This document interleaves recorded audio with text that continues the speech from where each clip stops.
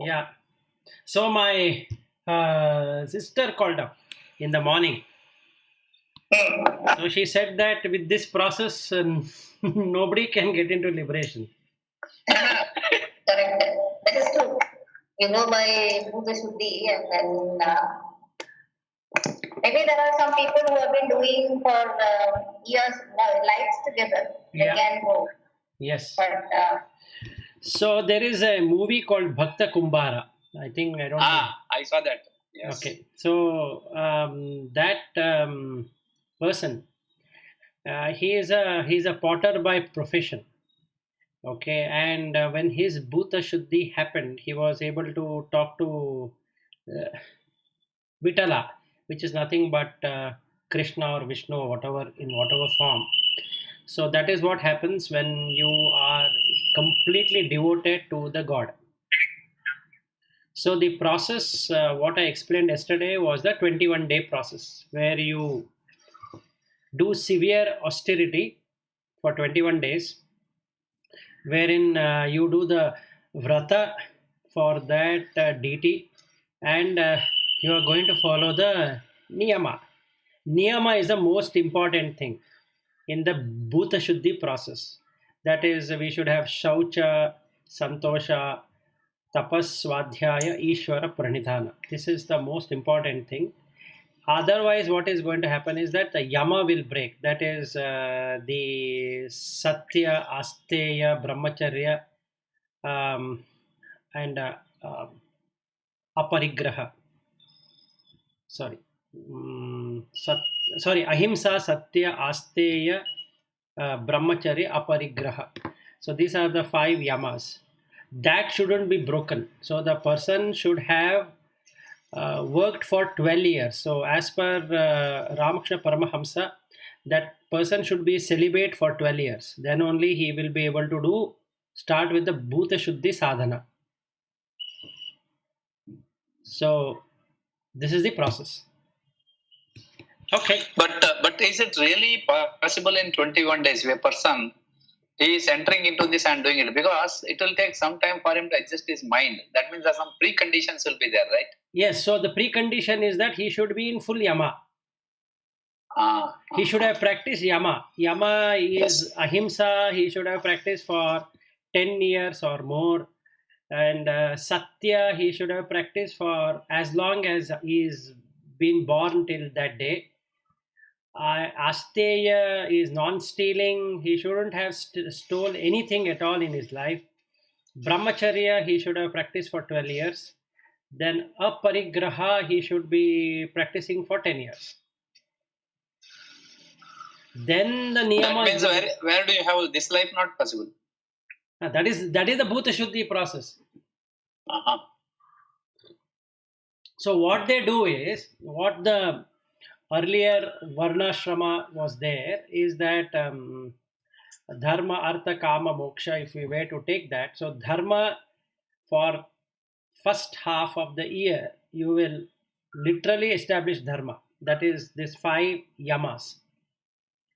Artha, you will have to earn because you are going to have a wife and children, or husband and children, or whatever it is. So you will spend your time, and Kama will be there in terms of the minimal desires for what you have to be sustaining for the family. So Dharma, Artha, Kama. Then at the age of 40, this person will remove all of these shackles, or at maximum 50, minimum is 40. So 50th year, he has to give up everything and go towards the moksha, because then he requires energy to sustain, because the body is going to grow old. So within 65, he should have attained. Okay, so this is the way of doing it. Or if you take from the other approach of Brahmacharya approach, so then he starts with Brahmacharya, then Grihastha. So by the time he is in Grihastha, then he is at 50. So first 25 years will go in Brahmacharya, the next 25 years will go in Grihastha, then the next 25 years will go in Vanaprastha, then the next 25 years will go in Sannyasa. So this is what is if it's 100 years. So he's supposed to have liberated at the age of 60. That means before you achieve 60, you should have completed everything. Then the remaining as many years as you live, you are living like a yogi, detached from the world. Yeah. That's called Purushartha, right? That is the Purushartha, yes. So this is what most of us we know, Dharma, Artha, Kama, Moksha. And we got stuck with the Artha in terms of profession. Trying to earn more and more, but not entering into other stages. So now it will be too late to do the way of Bhuta Shuddhi. So let's see what happens in the Chitta Shuddhi. So I think we'll start with that. Okay, so Chitta Shuddhi has, or mind purification, if we were to put that in English, has the following things, is that everything in this world, what we see is conditioned. There is a condition. There is always a condition. Okay. Let me explain to you what these conditions are. So let us analyze our body. The condition of the current body is because of the previous condition, which was food. So food is the basic necessity to maintain this sharira, or rather we can call it as kaya, collection. So first thing we need to know is that the food, what we take, are two kinds. One is a mental food, one is a physical food.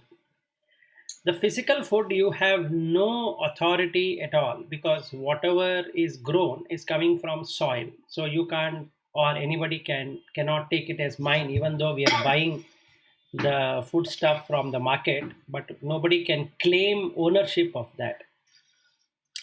But generally we set a condition to it. This is my grain, and this is my rice and wheat and what all we buy. So that has following things which happens, meaning anything that is conditioned goes through following 5 processes. One is that there is arising, okay, then there is growth, then there is maturity, then there is ripening, that is ripening is actually maturity, then there is decaying, and then complete cessation of what has been created or what has arisen. So if we take our body, we feel hungry because the 5 elements reduce in their quantity. So we have to understand Vata, Pitta, Kapha here. Vata is basically the earth, the air and ether, and Pitta is the fire with water, and the Kapha is the earth element and the water element. So basically our digestion, Agni, is what keeps on consuming whatever has been given. So from the soil, whatever is eaten, the conditions are literally taken at whatever condition that food has been, and that is digested and becomes the source of energy in the body. But it is conditioned. How the tree or the plant or the seed or whatever it is, so the body would be. Plus our own samskaras, what we have accumulated over a period of time when we eat the food. So that's basically conditioned.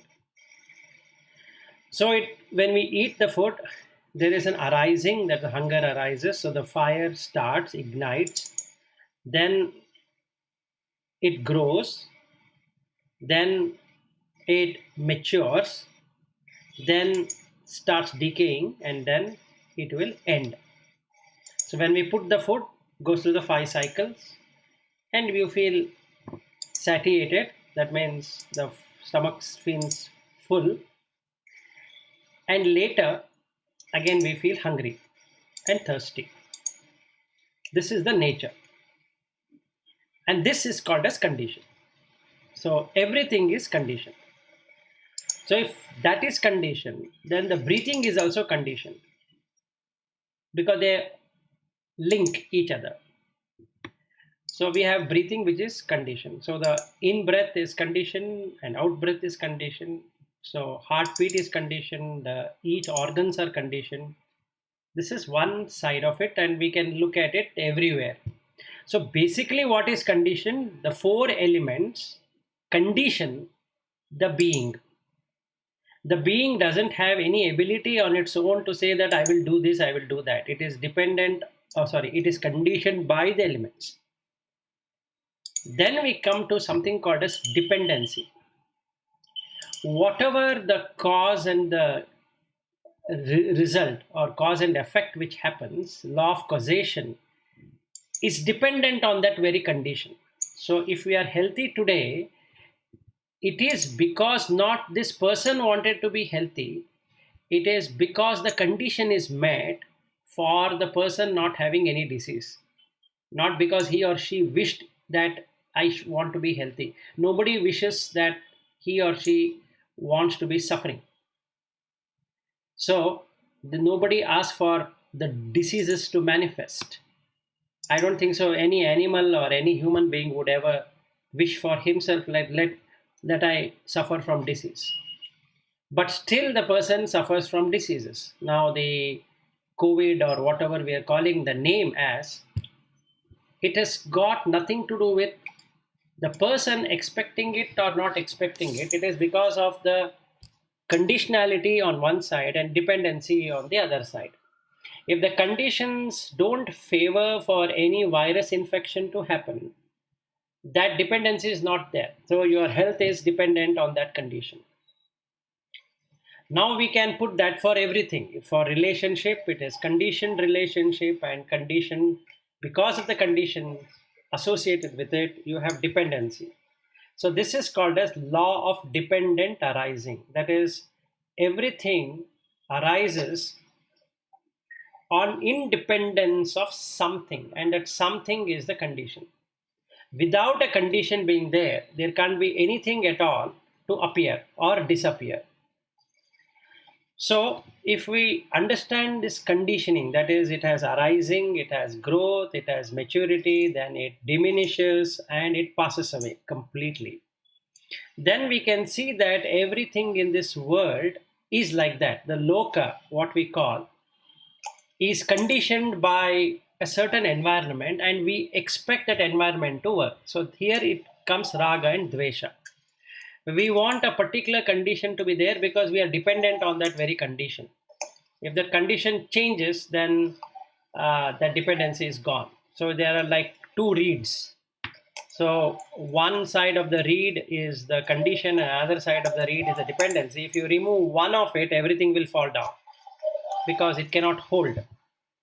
So this dependency, whatever we have, requires conditions.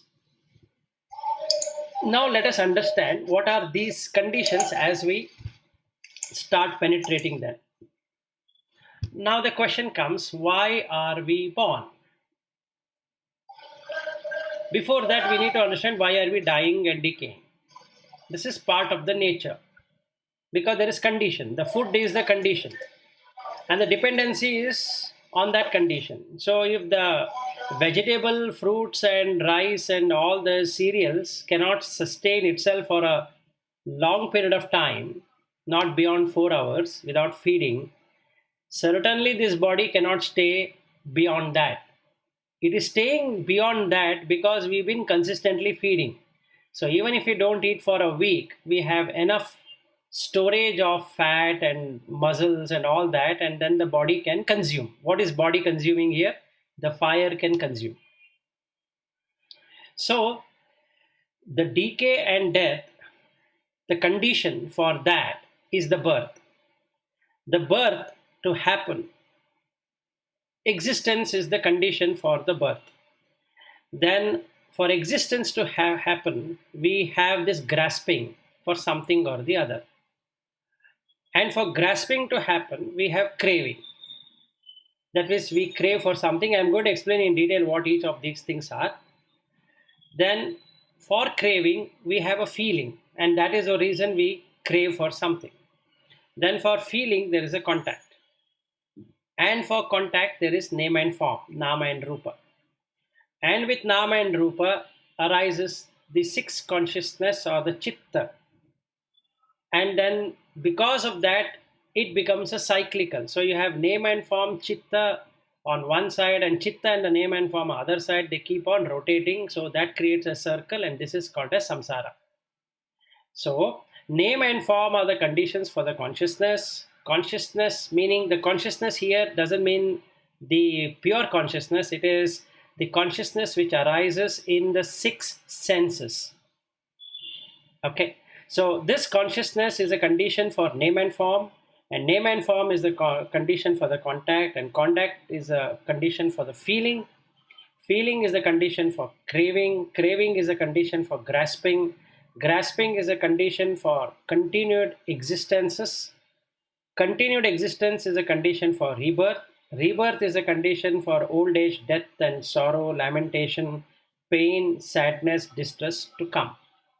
So this is called as law of dependent origination on a very high level note. You might be confused, so I will go now in detail of what each one of those aspects are. So let us take growth, aging, and death. Now, what it leads to, this growth, aging, and death. Birth as a condition leads to growth, aging, and death. Now, I have an idea, birth of an idea. It ages, it grows. Yeah, people will appreciate that idea. They would like to go for it. They want to buy the product. They want to do everything. It goes for some time, then it goes into maintenance mode, which is aging, and ultimately it becomes end of life. Every product we develop in this world goes through it.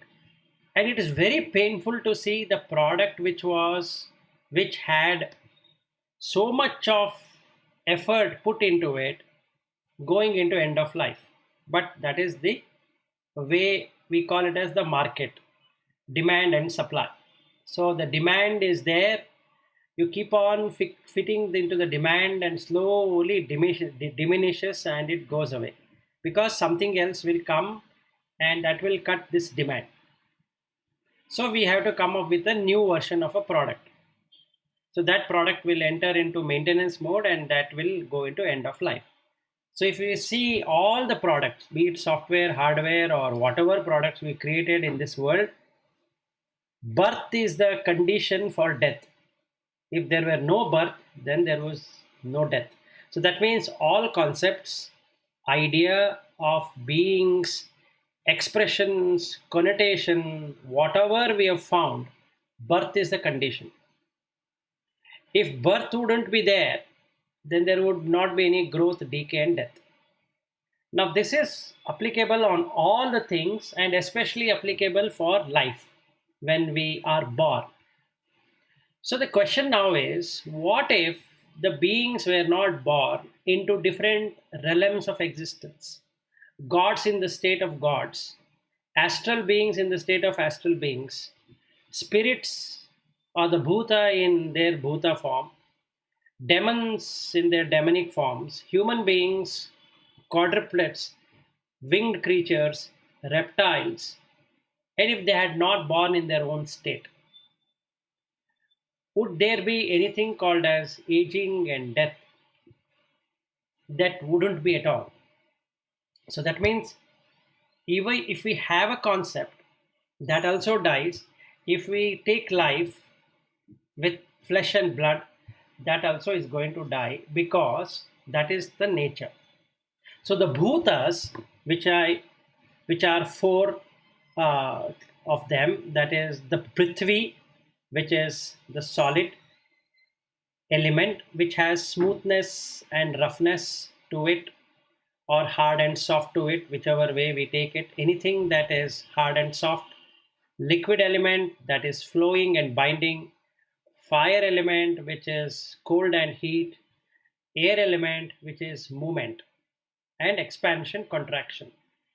If we take these four bhutas, it has another subcategories that you got color, varna, rasa, that is the taste, gandha, smell, and ojas, which is the essence.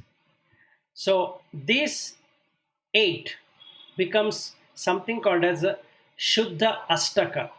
Shuddha means pure, Astaka means eight. These are eight things which combine together to give something called as a shape and a form. So if you take our own hand and if we smell it, you'll find all of those eight. So you'll find it as smooth and rough. You'll see the temperature, heat and cold. You will also feel wetness and binding because the skin is bound. So the liquid thing is bound. So you see it is solid, but it is not. How do we come to know? When we go for jogging, it starts sweating. So you know for sure that under the skin there are openings, and from there the heat is creating that fat to melt. So nothing is really solid as solid. Okay. So when we say solid, it is looking hard and soft alone. And then there is movement and expansion and contraction, which is our breath. If you see, it is expands and contracts, and there is movement. Any body movement is due to vayu. Then you will have smell. So if you take your hand to your nose, you can smell your hand. Then there is color. So you have a skin color. You can see everywhere there is color. So there is color. Varna, rasa, that is the taste. You can taste your own hand, it tastes. Okay, just like the food, because it is coming from the food. So we have rasa. And smell, we already covered it. And then ojas, this is what is called as immunity, or rather the essence of the food. So basically, when we are born with this, and they keep on changing. And you and I don't have any power to change them in any given way, except that it keeps on growing and dying all the moment. So birth leads to growth, aging, and death. This is the first one. Let's go to the second one. Why there is birth? This is a beautiful question to ask. Why am I here? Because I am anyway going to die. So let me understand, why am I here in the first place? It is because of idea for existence. I want to exist separately than what is existing. What does that mean? The mind wants to establish its own identity over what is really being there. It's like a river flowing, and this small cesspool is created because it is that water feels that it can go against the current, and it starts rotating there and creates its own whirlpool or force, and that we call it as whirlpool. And this is the whirlpool what is created as existence. This is called bhava. So bhavatarana is this. You literally create a cesspool. Now why do we create this? Because we want to enjoy the five senses. So sensual realm, and we want to create these objects and enjoy the creation. So we want to create the relationship like wife, husband, friend, daughter, brother, sister, all that is one kind of creation. The second kind of creation is the physical objects, which we call it as assets. So we would like to have more of these, automate them, and enjoy those toys, and believe that that is true. So we keep on creating currencies, we keep on creating ideologies, opinions, because we want to exist there. So this is the sensual realm of existence. So, and we want to taste food, we want to taste the touch, we want to taste the eyes, the sights, and we want to taste the sound, and we want to taste the smell. So all comes in taste. So we are very much bound by the taste. So we would like to feel, and that is what we would love to exist for. There are some people who understand that the sensual domain is not that good because it is the least category, the dirty category, basically. So they would love to be in a luminous realm of existence like gods. So they do a lot of japas and tapa, dhyana, and wanting to be with form. They don't want to be without form. They would love to have a better form than a human form. So they strive for that kind of existence. Then there is formless realm of existence. So by going into different levels of dhyana, they can achieve the formless realm in as a Brahma. So this is what are the three realms available for existence. That is sensual, luminous, and formless. So the question comes, if there was no need to exist, can a being be born? No. Existence is the condition which has to be put, and birth becomes a dependency on that. If there is no condition to exist, how can any be born? So you're cutting that link, chain.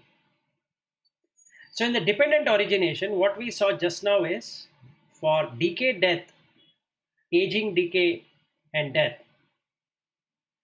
the birth is a condition. If there was no birth, the dependency is gone. Similarly, existence is a condition. If there was no need to exist, then there was no need for us to suffer with the birth. So the cause and the source and origin for continued existence is this birth. Now we go to the third condition.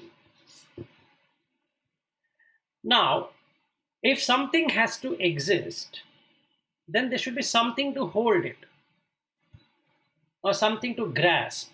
There should be some fuel. Otherwise, why would somebody love to exist? So the grasping is with six senses. And when I stick to the six senses, the sixth sense being the mind and the mental object, which is the thoughts, if I were to exist with these six senses, then something should happen there. I have to hold on to something, and that something can be of following. I hold on to the self, that I myself is there, and I will be there. I was there in the past, I am there now, and I would like to establish myself in the future. This is the first. Then I'm from so and so tradition, I'm from so and so family, I'm from so and so lineage, and I'm so and so parampara, all that. So we have these rites and rituals and religion. So we believe that that is what I am. The person firm belief says that no, you're from this, you better be that. So that he doesn't want to give up. So there's a holding on to it, latching on to it. And these rites and rituals help in maintaining that myself forever. So it again comes back to the self view. And then there are views.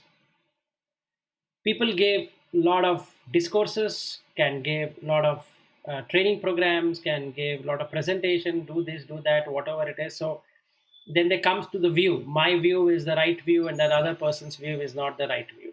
Then there are debates, then there are TV shows, then there are so many things which have been created in this samsara, which is real, which is treated as real. None of that is real, but still the mind says it is perfectly real. So that person gets stuck again in the view, which creates again self. That I myself is saying this. Okay, like some people who study Vedas, they think they are Vedas. Some people who are in Shankara, they believe they're Shankara. Like that, they can go by different approaches or different religion, different ideologies, different customs, tradition, all creates views. The fourth one, which is the majority, is the senses. A person feels so overwhelmed by senses that he wants to longing for it. What does that mean? They either want to become highly intellectual or highly sensual. There are only two approaches. Those people who become highly intellectual kind, they feel that one life is not enough to study all of these. They want many lives to study. So they want this grasping. They have already put a grasping that I need to grasp this concept. Oh, I'm old now, so I don't know how long I'm going to live. So this life is not taking me where I wanted it to be. So next life, I need to continue doing it. So you have this ability to intellectualize. Then there are people who are sensual kind. They would like to eat something and they keep on trying that eating. They want to master that. They want to become a chef. They want to do a lot of things and they find that they're in a different profession. They should have been in this profession. So they keep on winding themselves. And they feel that this life is insufficient to do so many things. So they are overwhelmed by senses, basically. And they try to satisfy the senses. And senses are something like a bottomless bucket. You keep on filling, it keeps on throwing out. Nothing gets accumulated anywhere. But the person overwhelmingly feel that somehow I will make it work. And that somehow making it work is the condition or the dependency. Sorry, it's a dependency for the existence as a condition. So this person grasps to it so much that he needs to have a next life. So the question comes, if there were nothing to grasp, would there be any longer any need to exist? No. So if there is no existence, then there is no birth. If there is no birth, then there is no death. Simple as that. So a grasping creates existence, existence creates birth, and birth creates death. If there was no need to grasp, if the person had given up, had become vairagya, he would have given that up, that tenacious grasping, to hold on or to latch on to it, then he could have saved himself from getting into that perfect existence and then getting into a birth, then going off from this samsara by leaving his body. See, this can be applied even for an idea. There is a grasping of the idea, I want to achieve this. Then you have to create that environment which is existence.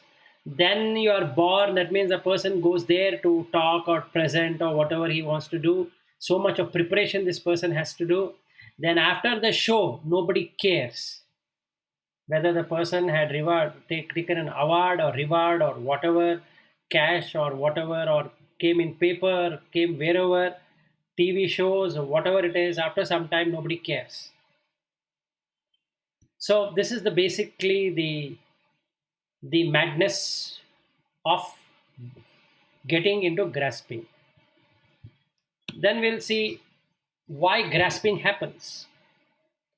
Grasping happens because we are mad about the six sense objects. So we love to find sights, sound, taste, touch, smell, and thoughts. Okay. Then there's another kind of grasping which is very funny. We want what we want, we don't want what we don't want. So there is something like, I want this, I don't want that. So we keep on selecting. As though the person has the power to select. He doesn't realize he's coming from food. The condition is the food, that's all, nothing else. But he feels, no, I'm not the food. I can do a lot of things. So he starts using the energy on six sense objects. It fails because nobody can guarantee that the sight what is coming is to his or her expectation. Same thing with sound, same thing with touch, same thing with taste, same thing with smell, and same thing with thought. Thought never comes up and says that, look, I want to come. So what would you suggest? Shall I come or shall I not come? It just comes. So let's say there is a thought of sensual lust. It doesn't ask my permission. Hey, you know what? I want to come. So why don't you allow me? It just comes. I can get overwhelmed by that. The mind captures it, goes through the senses, accepts it, and start leading that momentary life of sensuality. So it can be anything which is coming. So all of these six sense objects are coming because there is a facility to grasp. If there was no grasping, there was no need for this thing to come. So craving to have, you should have grasping. Without grasping, the craving cannot get established. So craving is dependent on grasping. So just like the death was dependent on the birth, existence was dependent on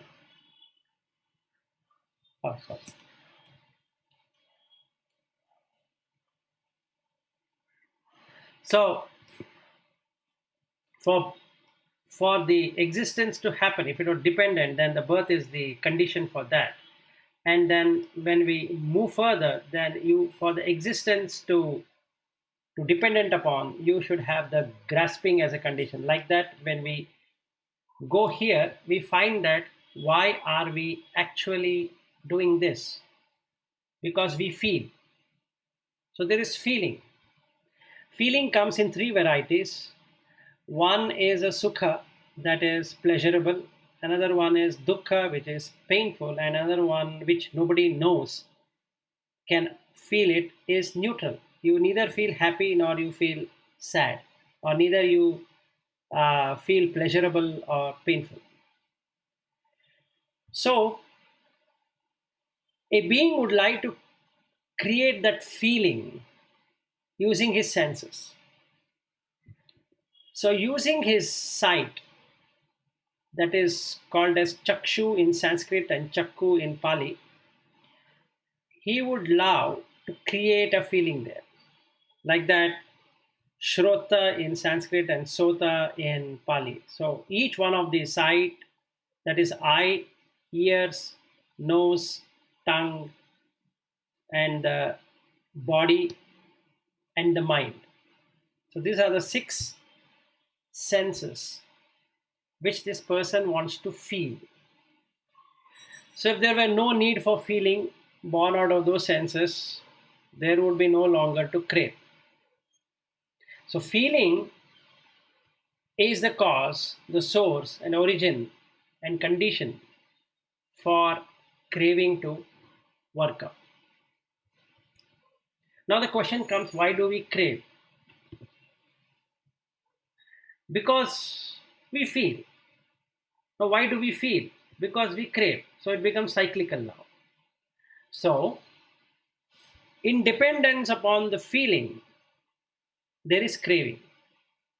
And now once we crave, what we want to do? We want to pursue it. So we go into pursuit of that, because that is happiness. So we crave what we like. We don't crave what we don't like, but also is part of craving. So that I want this and I don't want that, they both are the same, but I don't want the other one because I want this one.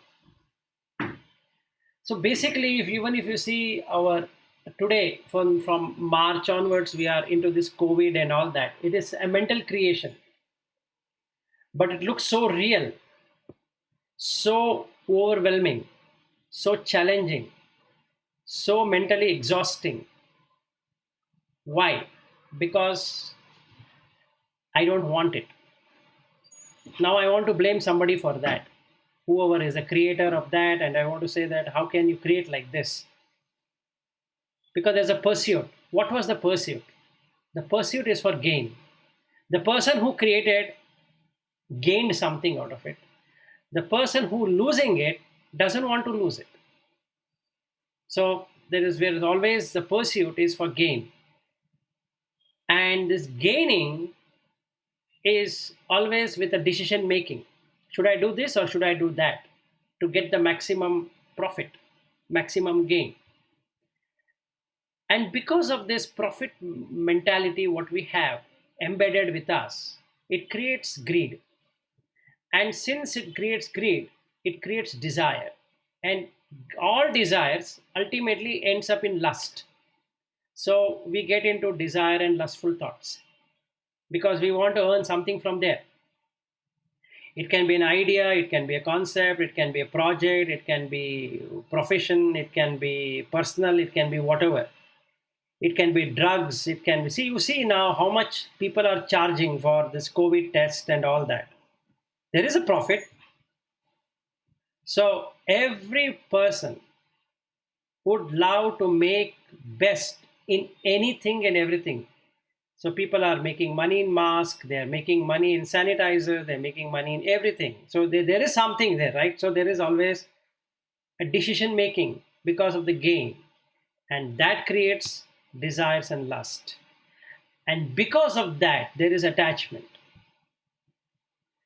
So we don't want to give up that because it is so profitable. Many industries have gone out of shape. Many industries have now come up. So there's always demand and supply. So we create new markets by making it scarce.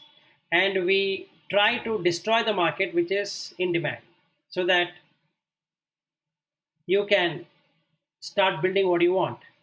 This is the habit of the human mind, or the mind, human or otherwise, it is the same. And because there is attachment, there is this possessiveness. So we would like to possess what we attach to. And that creates stinginess. And because that we don't want to give anything to anyone, because it is so profitable, we want to safeguard it. So everybody safeguards everything, whatever he earns or he does, his name and fame and all that, copyright, everything has come because of the safeguarding. And because of this safeguarding, all unwholesome phenomena will start originating.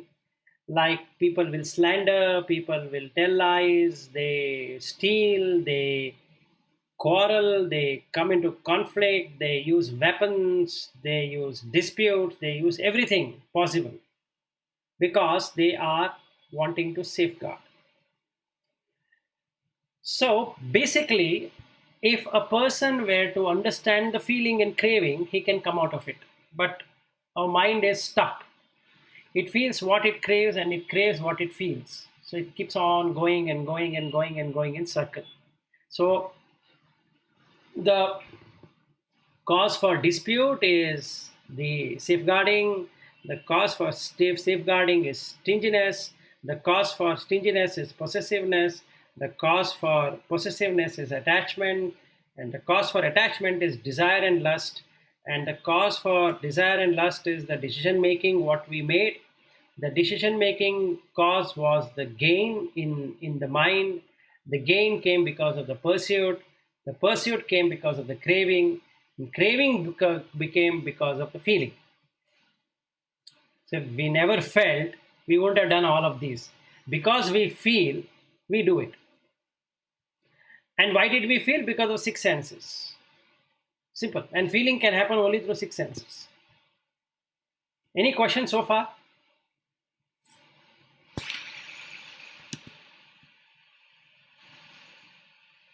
I am fine.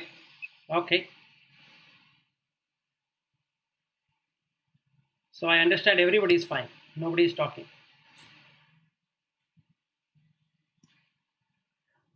Okay. I would have asked how this is related to Chitta Shuddhi. Maybe I'll answer. Now, the Chitta Shuddhi will happen once you understand the condition and dependency. These are the two main elements which create the samsara. So the Chitta Shuddhi works at the level of why the Chitta is attached to something. And it keeps on repeating the same thing again and again and again. So the whole idea, yesterday we looked at the Bhuta, that is the 5 elements, and left the Chitta. Today we are taking Chitta and leaving the Bhuta aside for time being, because we have understood what the Bhuta is. Bhuta is there everywhere. So only thing is that we have to remove the Bhuta from the Chitta. You can't remove the Chitta from the Bhuta. That's not possible. Bhuta is always independent. It doesn't do anything. But the Chitta attaches to the Bhuta. So what we are trying to understand is what is that which is causing this whole thing to happen. And we are looking at the dependencies there. So we are getting every link to cut that dependency. So now, why do we feel then? Because there is a contact. So if there were no contact, can any feeling be registered? Where it is contacting? It is contacting in the chakshu, it is contacting the shrota, grana, jivha, kaya, and mano. So basically the consciousness, when we say this consciousness is the energy which connects two things. One, there is the chakshu, eye, and then there is the rupa, object. The two are two separate things. But the consciousness is able to merge both of them and show that, hey, this is what I think you wanted. And the mind accepts it. Mind has these 5 senses, so it accepts. And it will select, I need this, I don't want that. So it feels and it perceives. So mind job is to feel and perceive. So feeling requires contact. Otherwise you can't feel anything. So when we feel through when we contact through 5 senses or 6 senses, including the mind itself as one of the indriya. Okay. So the feeling arose because of the contact.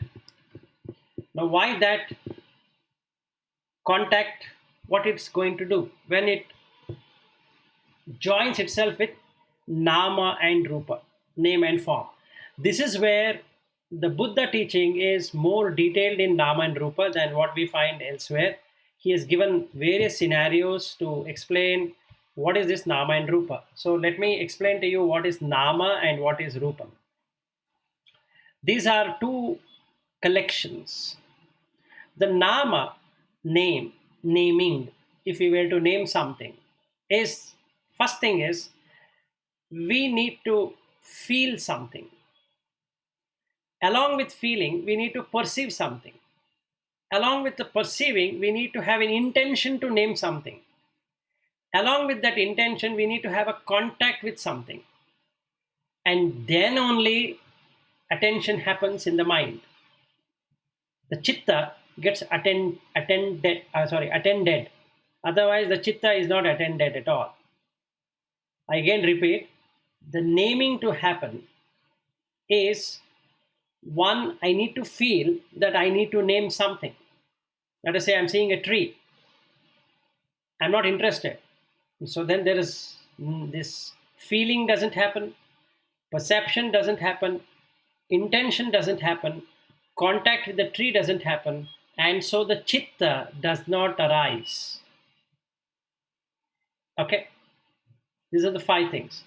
But if I'm interested, when I say interested, there's an intention. For that intention to happen, I should feel. Then I'm going to perceive. So I'm going to perceive and say, hey, this tree is so and so. And other person gets interested and he'll say, no, that is not that tree. This is this tree. So then there is argument. And then we go to internet and we search in Google, what is this tree? And then to prove. So all that again back to what we just now discussed. That is craving, pursuit, gain, decision making, all that is part of it. So this name and form, the naming has these 5. Now what is this form? Rupa. Rupa is nothing but the Shuddhastaka, the 8 pure octets. That is, you have this Prithvi, solid element, liquid element, and then the fire element, which is heat and cold, then the air element.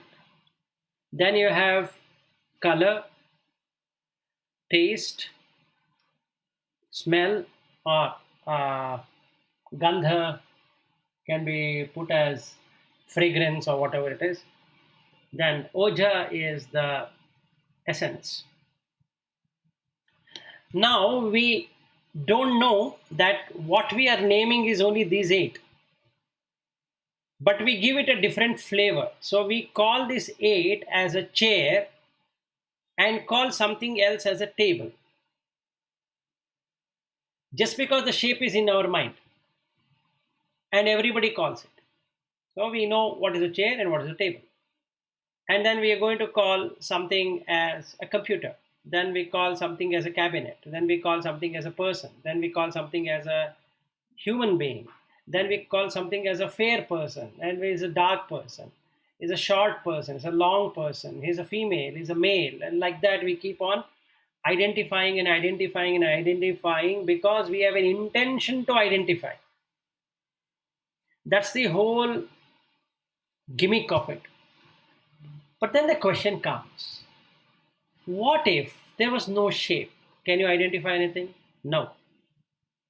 What if there was no gender? Can you identify it? No.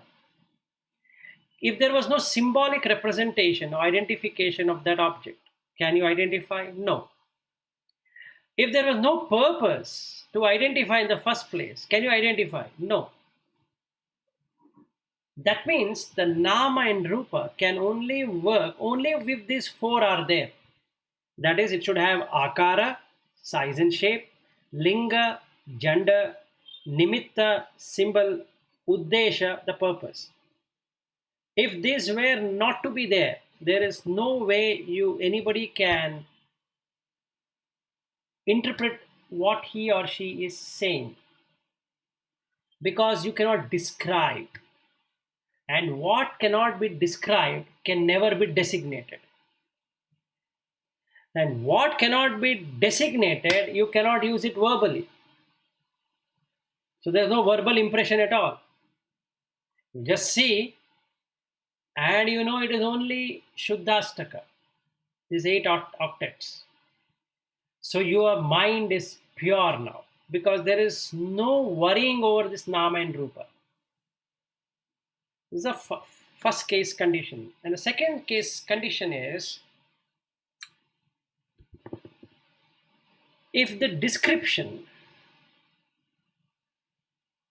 it's a tree, that description of the tree, the guidelines of the tree, the benefit of the tree, the size of the tree, the structure of the tree, and the aging of the tree, etc., etc., if that were totally absent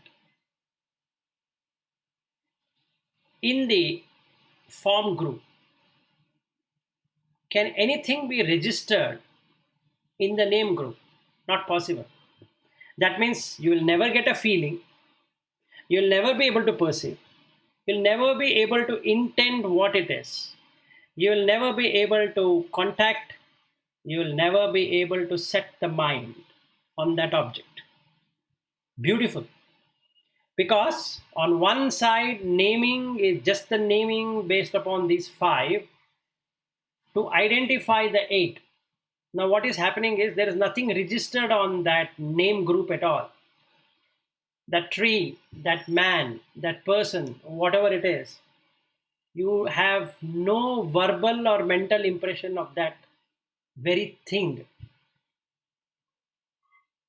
You only treat it as the naming and forming. Then there is no contact. So contact is a condition for the name and form to work. If there were no contact, name and form cannot be met, or we cannot name anything, nor we can create a form out of it. So whether we are developing a product, technology, whatever we are coming up with, We describe, we designate, and then we name it. So first we want to name something like COVID-19. We designate it. Oh, this is COVID-19. Now what is COVID-19? Coronavirus. Okay, good. What does it do? Then you have to describe. Without the description, without the designation, there is no name. And without that name, there is no form. What's the form of corona? They created one virus kind of a symbol and said, this is how it looks. And have you ever seen it? No. But we don't want it because there is craving for existence. And once there is craving for existence, everything falls in place, because death is the ultimate thing for the mind. It doesn't want to die. It wants to exist. So we do a lot of things to get it. And no person is really interested to support another person, because there is a value now.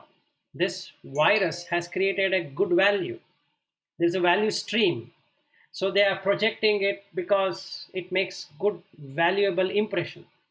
It can be with virus, it can be with technology, it can be with whatever products we are coming out with market. So I don't want to say only corona is bad or this is bad. Everything is valued. So what we protect, what is valued. So somebody has an idea of doing what he or she wants to do, and that is very valuable, and that is the reason it comes into the market, any product. And you cannot name it till you identify it. For identification, you require naming. And when you name it, you have to describe it. Without describing it, you can't name it, because then it has to get registered. So the naming on one side, nama, should have the rupa on the other side. If there is rupa missing or the nama missing, it cannot get registered. So both of them should have a contact. So once the contact happens, a person registers it. So now the product is registered in our mind. So when we join a particular organization, all the products we are able to remember, because there is a nama and rupa.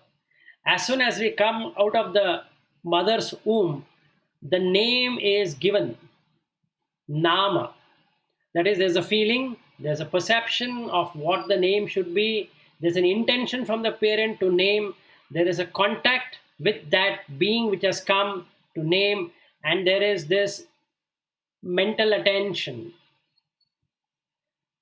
And it is named on what? On this 8 things, which is a collection. So this name is called Vilas. Why it is so? Because that's what they felt. So now this person in his memory has taken that Vilas is real. Because Namakaya is real. So Rupakaya is also real. How it happened? Because there is a contact. What if I disconnect it in the mind? Chitta Shuddhi immediately happens, because it is false.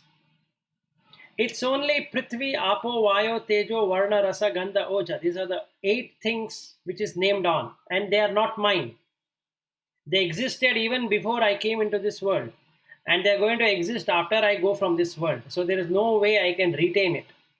So if I were to get to this stage, mind becomes pure, because it is not associated with the name and form.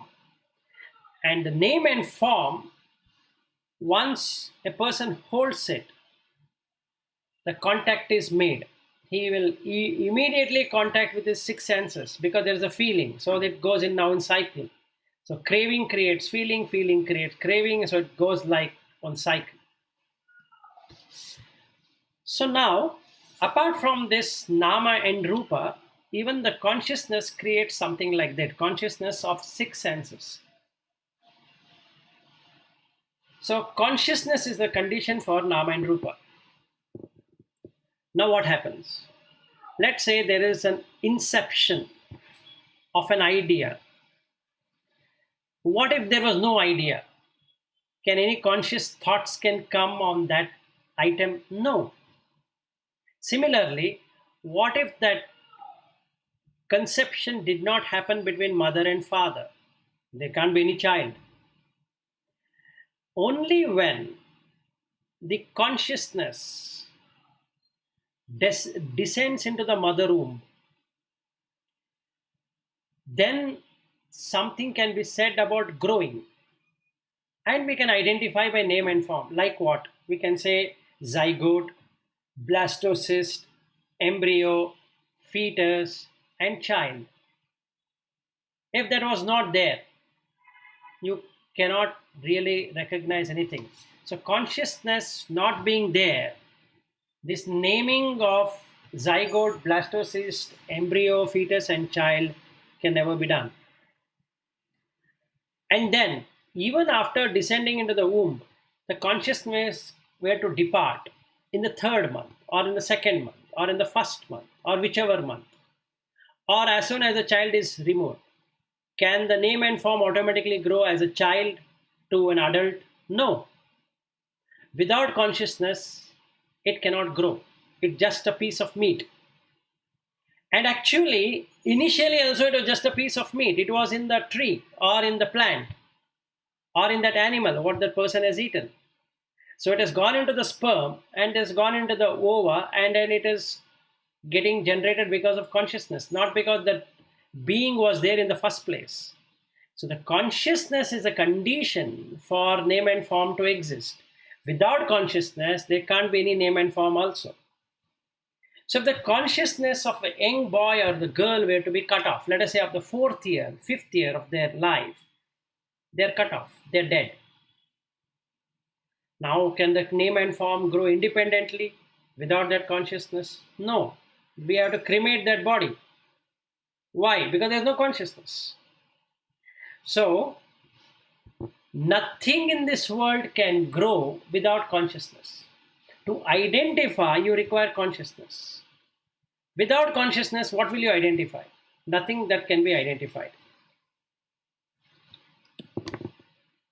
Then comes the cyclical. So now consciousness was condition for name and form, and now name and form is the condition for consciousness. So if the consciousness could not gain any footing in these 5 elements, in these 4 elements, that is Prithvi, Apo, Vayu, Tejo, and Varna, Rasa, Gandha, Oja, if these things, it did not get any footing, so the name and form, would there be anything called as suffering? As in the case of birth, aging, death, can that be known? No way. Because if there is no consciousness, how can something come on its own? So this is the cause, this is the source, this is the origin, namely that is the consciousness with name and form. So if we were to see all that we have done in this world, it's play between name and form and consciousness on one side, craving and feeling on the other side. You feel what you crave what you feel. You name something from consciousness, and consciousness again helps you to name. So it goes in circle. So both of these circle are in one called as whirlpool. So the birth-death condition is a whirlpool existence. You can't take only birth and say that, okay, I want to remain eternally in that state. Not possible. You can't say, okay, let me die forever. I don't want to come back. No, that is not possible. Because you'll again be reborn because you have idea, or I have an idea of existence. So as long as there is craving for existence with grasping, this samsara is not going to end. So the best place to cut this off is in the mind, is in the chitta. So if the chitta is made firm, then the nirodha is going to happen. Why nirodha? Because there is no name and form and consciousness. So it is to that extent that one can be born, one can be able to age, die, pass away, re-arise. And then to that extent we can designate something, describe something. And then we can create language and expressions. And then we can then extend it to the spheres of wisdom, that he is a very intelligent person, he is a dumb person, and all that. To that extent, we can make a round and turns of being in that state of whatever existence it should be. I'm a doctor. No, I want to be an engineer. I want this. I want that. I'm into music. I wanted to be that. I wanted to be this. So all of these designations, naming convention can only happen when name and form and consciousness go together, not otherwise. So the best way for liberation from this dependent origination is to understand that everything comes because of identifying as name on one side, form on other side, and they intermingling because of the contact. Then name, form, and consciousness coming together, consciousness feeding into the name and form feeding into the consciousness. Similarly, craving and feeling. So craving creates feeling and feeling creates craving. And then they both merge itself into this grasping for existence. And with existence, there is birth. And once there is birth, there is decay and death, for sure. So, in the chitta, when the thought arises that I want to be this, we need to ask a question to whom it is. The thought falls down. So, it arises and passes away. So, the general way of life is that we have this arising and passing away on one side. Then there is suffering because the conditions we want it to match, and the condition can never be met. So we have this problem of always trying to meet the condition. Personal relationships are conditioned. Weather is conditioned. House is conditioned. The place is conditioned. So everything is conditioned. And that is suffering. So our job is to keep on removing the suffering. If the condition matches with my mindset right now, then I'm happy. But the condition changes, I'm unhappy because that dependency of the happiness is gone. It's no longer there because it was dependent on the very condition, what I had put. And I cannot change it. It's not in the chitta to change. And the chitta wants to change. And that's not possible. So it suffers. So there is endless suffering. So the birth is a first defect, but that defect happened because of name and form and consciousness, not because it just happened to be. So if the name and form wouldn't be there, then the condition wouldn't have arisen for any one of us to take birth.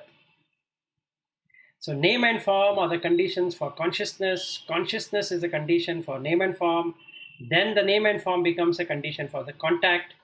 Contact becomes for the feeling. Feeling becomes for craving. Craving becomes for grasping. Grasping becomes a continued existence. And continued existence creates rebirth. And rebirth goes into old age, death, sorrow, lamentation, pain, grief, sadness, and everything will continue because that is a whole mass of suffering. So this is first level of what we can see in terms of what dependent origination does. Then we can go into what the person feels internally, and I think that taking it tomorrow would be good. Any questions? And first of all, was it clear or is understandable? Because this is from a different viewpoint and different ideology altogether.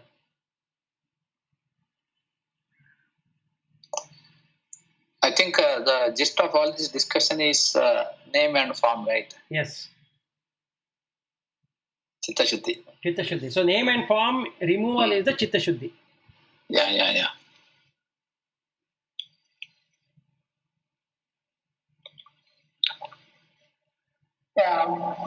it's a bit complicated. Yes, it is very complicated, not just bit complicated. Yes. So we will lose, when you are explaining, we will lose the thread very fast. So when you say name and form, the intention has to be there, or the contact has to be there, and then whether the intention comes on its own or is it coming because of our vasanas is not in our control, isn't it? Yes, so you need to observe. So Bhuta Shuddhi is tough. This is easy, basically, but you need to just keep on watching. So the one way to do it is just observe what is coming. Don't fight with the thoughts. The moment you fight with the thought, you are going to get up into more of those thoughts. So I'll just give an example. So let's say now we'll not talk about COVID. Let's talk about something else. Let us say there is a project, and a project is not doing well. Can you do something objectively? That's the right way of doing. But we will do it in subjective way because the vasanas or the impressions will come. So when these impressions comes, what we need to do is we need to immediately put an idea or a thought of the good thing which has happened in your life in the center. The moment you put that, this thought will fall down because it doesn't get energy.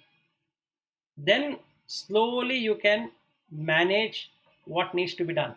There is no anxiety, there is no sadness, there is no grief, there is no suffering because of that project. Can be personal project, can be professional project, or whatever we have taken. So that is how we can keep on watching the thoughts. So here, as in the case of Bhuta Shuddhi, the main thing is focus is on the puja and appeasing the deity to help.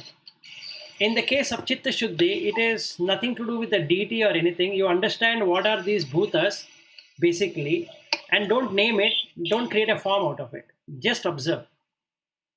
So let's say somebody is sick. You're supposed to help them in sickness. You're not supposed to create a name and form out of that sickness. Okay. Who is falling sick? The body is falling sick. Which body is falling sick? The food body is falling sick. But the pain is felt by whom? The pain is felt by the mind. But the real consciousness doesn't feel anything at all. It has got no feeling. Mind has feeling, but not that one. So to understand that one which doesn't have a feeling, we have to first understand this body and the mind. So we need to break this mind and body complex. So what I need to do is just help the person, but don't take it in, don't internalize it, don't create a concept out of it. The moment a concept is created, the thoughts will be of that kind, and it keeps on repeating itself. And since I is the mind, the identity now is of that whatever I'm thinking. So I start doing that. So this is how the Chitta Shuddhi. So when you look at the name form, name group, you have got the feeling. So first is the feeling. You get a bad feeling. Just observe that feeling. Then the perception will go away. And the intention will drop.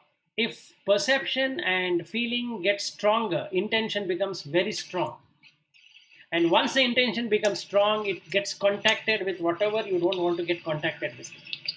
Then the mental attention will start. So I'm on a wrong side now of the equation. I didn't want it that, but I started asking for it. Because this I is nothing but those thoughts.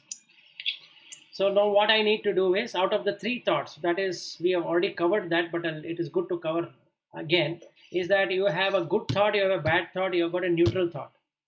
Be on the neutral. Don't be on the good thought, don't be on the bad thought. These two thoughts will fall down, leaving only the neutral thought to remain. In that way, you can create a Chitta Shuddhi. Yeah, so the key is to catch the mind before it runs away. Yes, in this. So people looked at two strategies. One, I'm not able to hold the mind, so I'll go to the God. That is one way of doing, which is what the Bhuta Shuddhi is all about. Then those people who can do, The Chitta Shuddhi, they don't have to go through the Bhuta Shuddhi. Those people who cannot do the Bhuta Shuddhi can go to, those who cannot do the Chitta Shuddhi can go to the Bhuta Shuddhi. So either we go by dependent origination, that will help in leading on self to complete liberation. If that is not possible, then we have to go back to the Bhuta.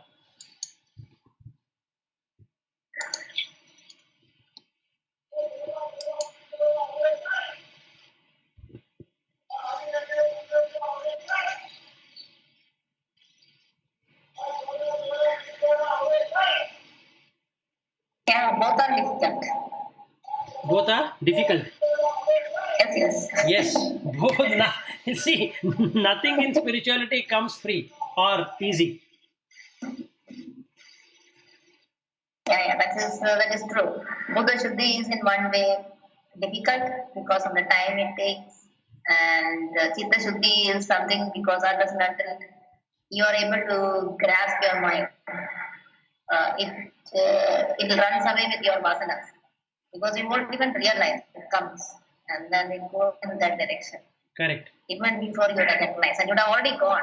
So, and you would have already have the contact and the grasping, feeling, everything is done, and then you will recognize. So, the moment it is running away, that time you should catch it. Yes. So, Yes, so in the 6th chapter of Bhagavad Gita is what we are. So that is where Arjuna asks Krishna that mind is even harder to catch than the air. correct. So what happens? So then he explains.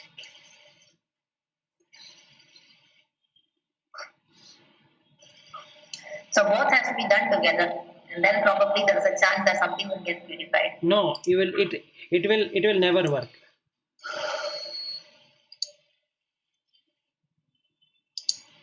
That is one of the wrong things to do, is to do together. You have to choose which one you think you are for. And go with that. It might take you several lifetimes. It's okay. See, the thing is this way.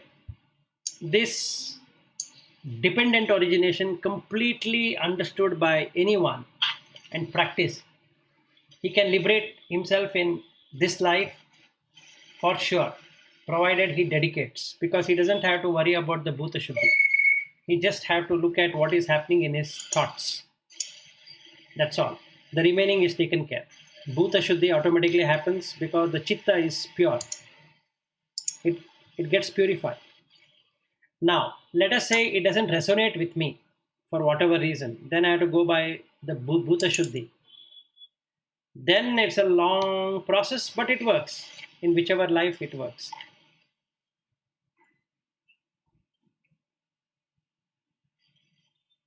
But yesterday we said it is Bhuta Shuddhi is similar to Bhakti Yoga. Correct. And Chitta Shuddhi is Jnana Yoga, and then you have to do, you can do both together.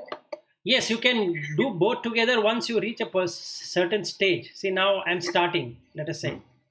And now if I deviate myself in one for now, and next day I come to the other one, next day I'll go to the other one, that is not going to work. So I have to see, if I am in Bhakti Yoga, I need to have attained a certain level of experience, and then I can jump into the Chitta Shuddhi, because that Jnana Yoga, the Jnana will automatically come, because that will erase out all of these impressions, which is nothing but whatever Buddha has taught. So it'll just clear out all those impressions. Let us say I don't want to go with asking for help, and I want to self-help myself.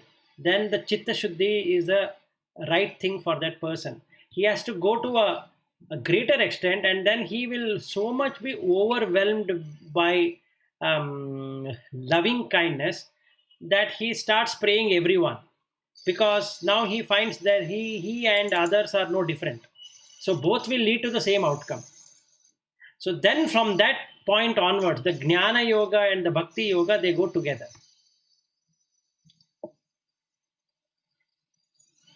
Okay. So it depends on where we are in our way of doing things.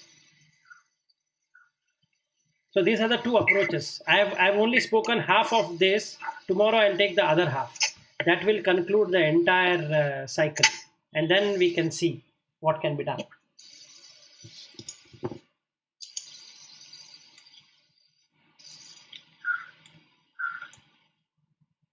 So from which state in Bhuta Shuddhi we can jump into Chitta Shuddhi? What is that? So you said first you have to establish, if you start, for example, if you start with Bhakti or Bhuta Shuddhi, so until what state, from there we can jump into this Chitta Shuddhi? Once we know what is something called as reality, meaning when we are able to distinguish between the relationships and ourselves, that these relationships are only designation, they are not really anything. Like that day we used to talk, right? I used to say that I myself is a husband, and then the brother, and then the neighbor, and all that.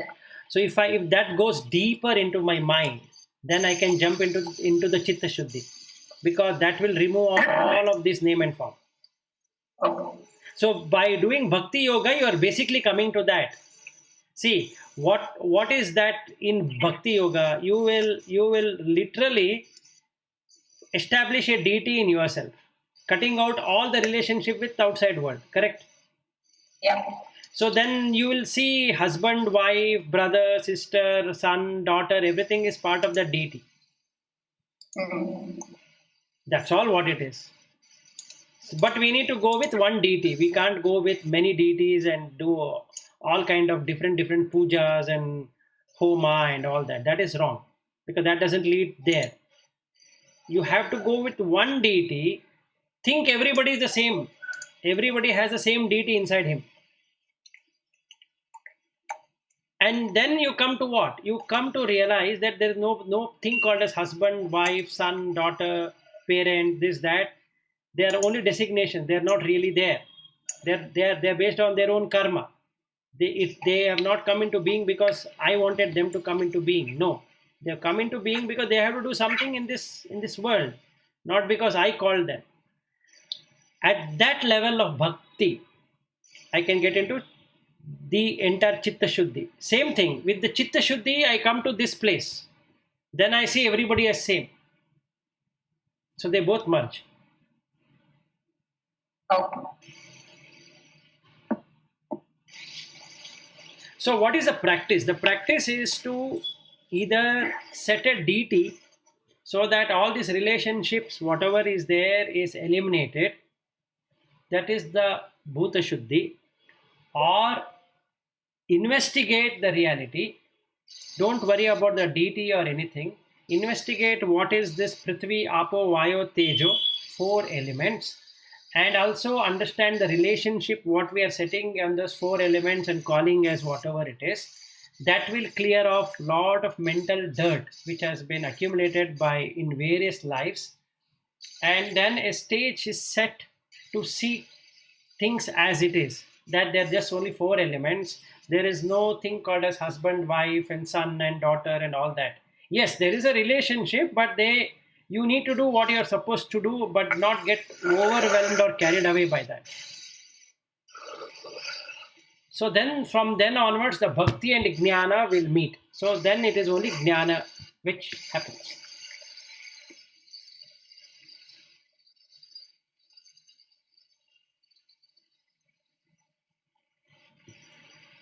Shri Hari Paramanandam, you have been totally silent. I don't know how much you understood or what happened. This is a total different concept. Yeah. So all this is possible only through our mind. Yes, both of them through your mind only. And we have to remove all unwanted things from the mind. Yes. Whichever route you take.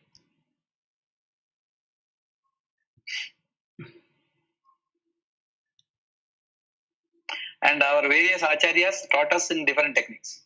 Correct. Whichever. And you have to use the technique whichever is more convenient to us. Convenient to that mindset. But you will basically come to only these 2. One is the Chitta, one is the Bhuta.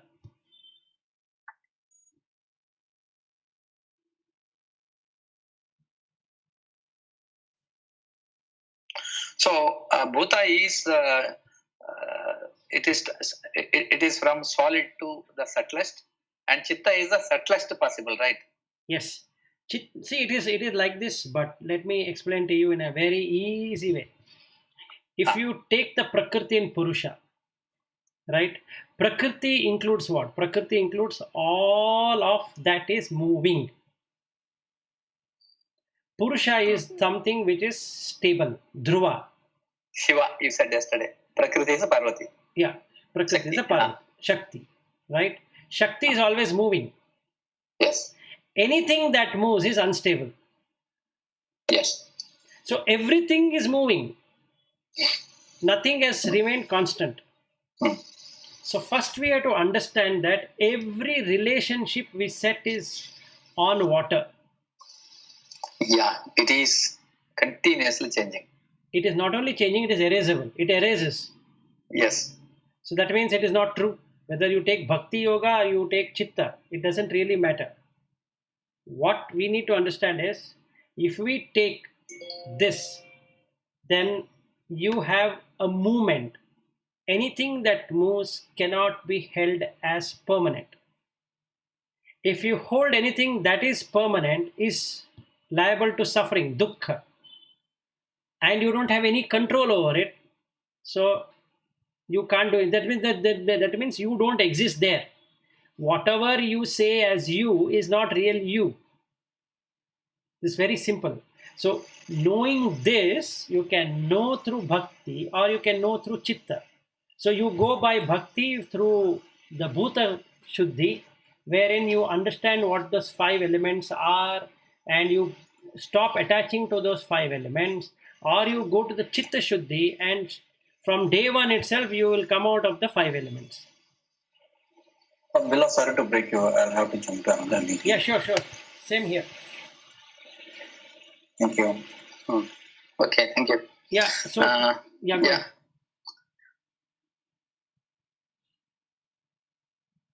Okay, can you just repeat the last one sentence?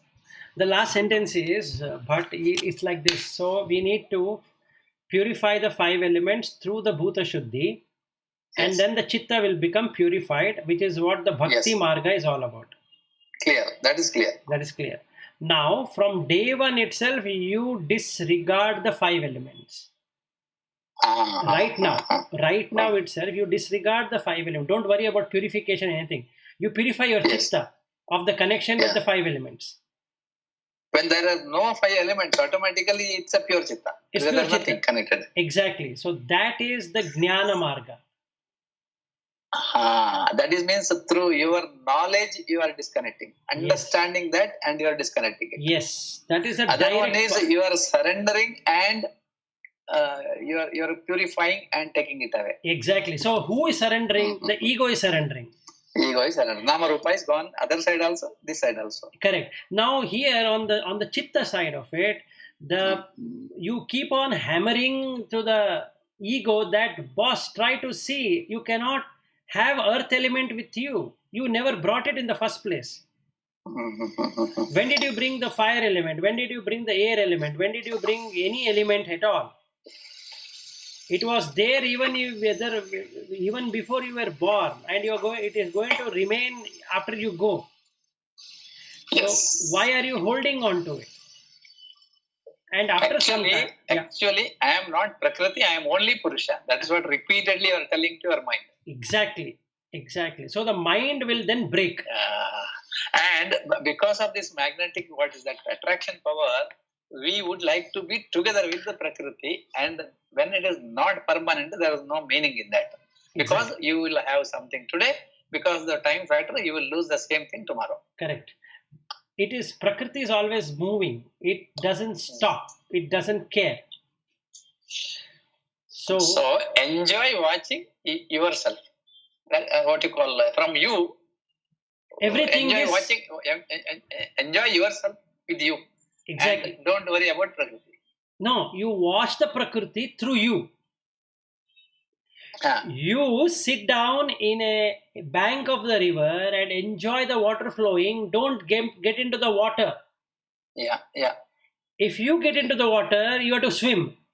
But that is allowed. See, when you are within yourself, Brahman, what is the fun in watching the Prakriti? Because Prakriti will not give you any entertainment because you have much more entertainment already inside. That is the problem with Prakriti and Purusha. Because Prakriti, Purusha is inert. It just watches. It doesn't do anything. There is no action. Okay, got it. Yeah. Na karta na bhokta. Yes. Na karta na bhokta. Whereas the Purusha, the Prakriti is movement. It is. Is it the moksha is also something same? Then that means you are not doing anything, but you are watching Prakriti. Ultimate. You become inert. Moksha is.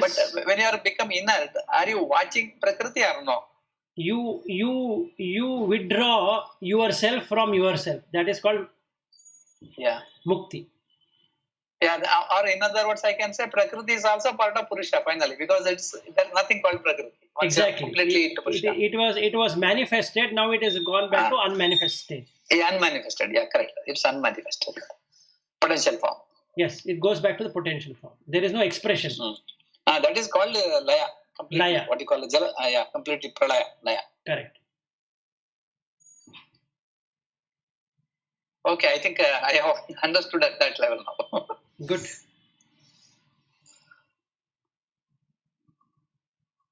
But this is a very good topic for meditation. Yes, I will be sharing this video anyway. I've recorded it. Yeah, sure.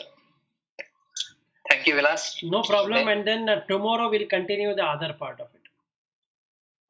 Which other part it means? This is, I'm only covered only 40% of what I said. There's still more 60% to this.